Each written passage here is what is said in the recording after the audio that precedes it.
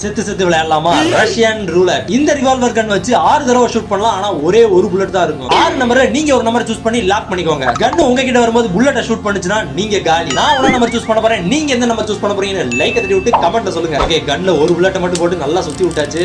பார்க்கலாம். இதெல்லாம் மட்டும் தப்பிச்சிட்டேன்னா அடுத்து நான் கவலையே பட மாட்டேன். தப்பிச்சிட்டேன். எனக்கு கவலையே இல்லை. யார் செத்தாலும் சாகும். நம்பர் 2ல இருக்கு.